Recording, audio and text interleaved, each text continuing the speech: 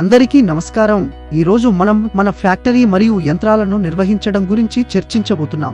ఇది ఉత్పత్తులను మరింత సాగుగా తరలించడానికి మరియు మరింత సమర్థవంతంగా పనిచేయడానికి మాకు సహాయపడుతుంది.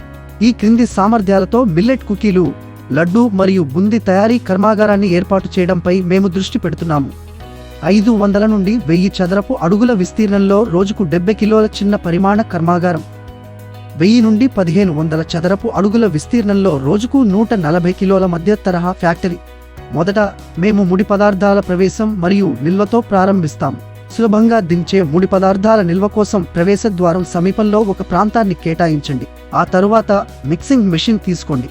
కుకీ పిండి కోసం పదార్థాలను కలపడానికి. తరువాత మీరు రోస్టర్ను ఉంచండి. ఈ ప్రాంతం చిరుధాన్యాల వాసన మరియు రుచిని మెరుగుపరచడానికి వాటిని రుబ్బడానికి ముందు వాటిని సమానంగా వేడి చేస్తుంది. చిన్న నుండి మధ్యస్థ బ్యాచ్ పరిమాణాల కోసం రూపొందించబడింది. కాల్చిన యంత్రం తరువాత పిండిని వ్యక్తిగత కుకీ ఆకారాలుగా కత్తిరించే యంత్రానికి స్థలం ఉండాలి. దీని పక్కన బేకింగ్ ఓవెన్ ప్రాంతం ఉండాలి. ఇది కుకీలను సిద్ధం చేస్తుంది. దీని తరువాత శీతలీకరణ కన్వేయర్ ప్రాంతం ఉండాలి. ఇది కాల్చిన కుకీలను బరువుకు ముందు చల్లబరచడానికి వీలు కల్పిస్తుంది. ఆ తరువాత మీరు బరువు యంత్రాన్ని తీసుకోవచ్చు. ఇది మిల్లెట్ బిస్కెట్లు, లడ్డు మరియు బూందీ యొక్క గ్రామ్ వారీగా బరువుకు ఉపయోగపడుతుంది. ఆ తరువాత మనకు ప్యాకింగ్ యంత్రం అవసరం. ఈ యంత్రం కుకీల ప్యాకేజీ, లడ్డు, బూందీని చేస్తుంది.